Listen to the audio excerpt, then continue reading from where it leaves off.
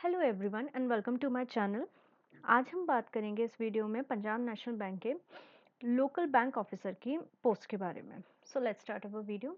जैसे कि online date of registration इसकी चालू हो चुकी है 20 जुलाई से। वहीं अगर हम 20 जुलाई से चालू हो गई हैं और जो इसका क्लोजर है वो है 9 अगस्त को। और अगर हम टेंटेटिव ऑनलाइन टेस्ट के बारे में बात करें तो डेट्स हैं अगस्त या फिर सितंबर में होने के चांसेस हैं। वहीं अगर हम इसके पोस्ट के बारे में देखें तो इसका पोस्ट कोड जो है वो 1 है और ये है लोकल बैंक ऑफिसर एलबीओ की पोस्ट है।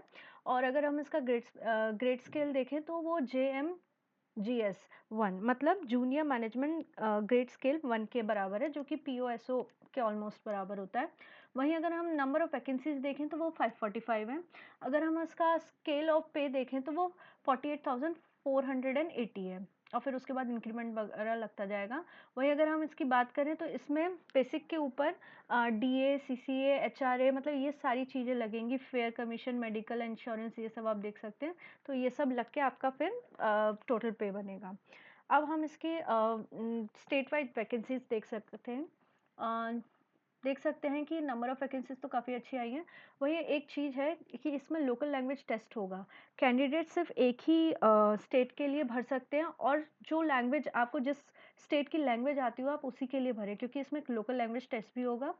अब जैसे कि हम देख सकते हैं कि वैकेंसीज दे रखी हैं, एससी एसटी वगैरह सब बाइफिकेशन वगैरह सब बता रखा है कि किसमें कितनी है। वही अगर अपन आंध्र प्रदेश की देखें तो 4, गुजरात की 22, उसी तरीके से हम देख सकते हैं सारी की सारी आपकी स्क्रीन पर ही है। अब इसके बाद हम देखते हैं इसका एजुकेशन क्वालिफिकेशन। एजुकेशन क्वालिफिकेशन देखें तो सबसे पहले तो ये देख लेते हैं एज क्या है, कि मिनिमम एज 20 होनी चाहिए, मैक्सिमम 30 होनी चाहिए। एजुकेशन क्वालिफिकेशन इसका ग्रेजुएशन है, आपको सिर्फ ग्रेजुएट होना है और आप इसके लिए कर सकते हैं। वहीं अगर मैं आपको एक बात और बता दूं तो इसमें 1 ईयर का एक्सपीरियंस भी मांगा है, तो वो भी एक ज़रूरी चीज़ है। और अगर हम एज कैलकुलेशन का देखें तो वो 1 जुलाई से कैलकुलेट होगी।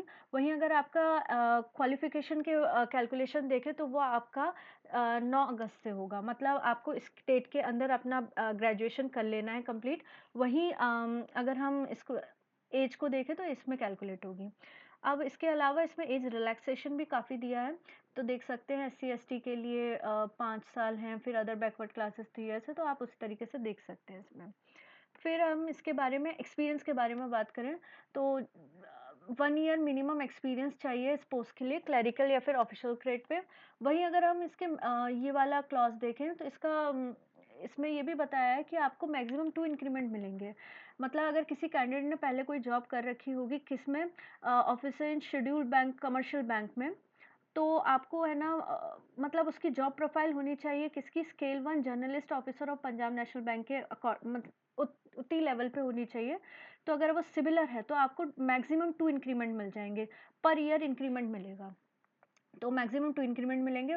वहीं अगर आपने सब्सिडियरीज़ में काम किया है, subsidiaries of scheduled commercial bank in officer grade, तो फिर आपको सिर्फ एक ही मिलेगा एडवांस इंक्रीमेंट। तो ये एक चीज़ है एक्सपीरियंस के उसमें दिया है इन लोगों ने, और आप पढ़ सकते हैं। फिर उसके बाद अगर हम एग्ज़ाम के बारे में बात करें तो हम इसको 4 स्टेज में बाँट सकते हैं। पहली बात तो ऑनलाइन एग्ज़ाम होगा, प्लस स्क्रीनिंग होगी। फिर स्क्रीनिंग के बाद आपको लोकल लैंग्वेज टेस्ट होगा। फिर उसके बाद आपका क्या होगा, इंटरव्यू होगा। फिर आपकी यहाँ पे फाइनल मेरिट लिस्ट बनेगी। तो ये तो इसका प्रोसेस है। वहीं अगर हम इसमें ऑनलाइन एग्ज़ाम में देखें तो आपको अच्छे खासे मार्क्स भी लाने हैं, क्योंकि ये मार्क्स काउंट होंगे फाइनल में। तो ये चीज़ का भी ध्यान रखना है। तो अब हम देख सकते हैं कि कौन से सब्जेक्ट्स लिए जाएँगे। रीज़निंग एंड कंप्यूटर एप्टीट्यूड होगा, 25 क्वेश्चन होंगे उसके।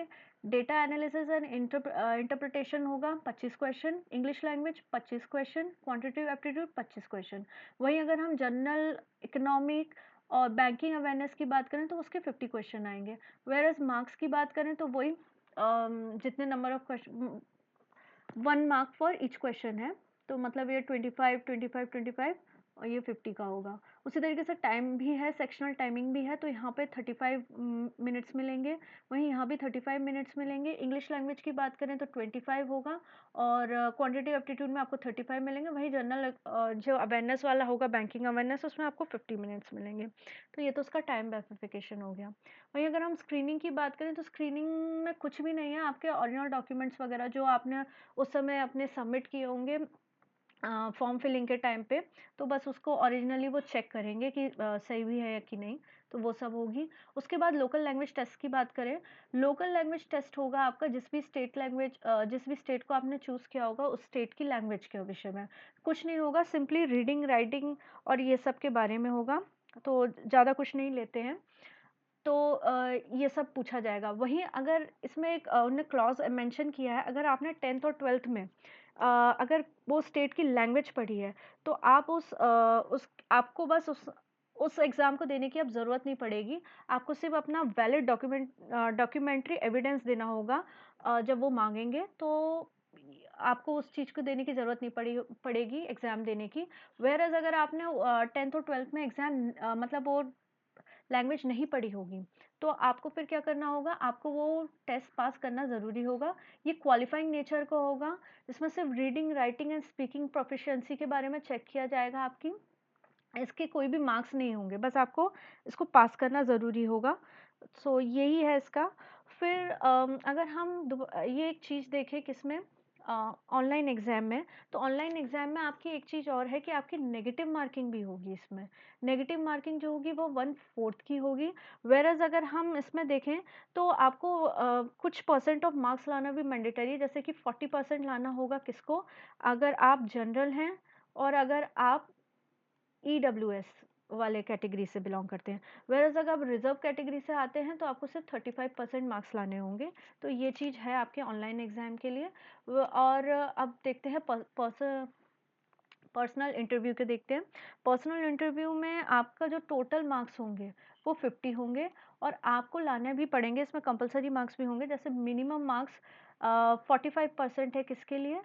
45% है एससी और एसटी कैंडिडेट के लिए और व्हेयरएज़ 50% है बाकी अदर लोगों के लिए जो इस कैटेगरी को बिलॉन्ग नहीं करते, उनको 50% लाने होंगे।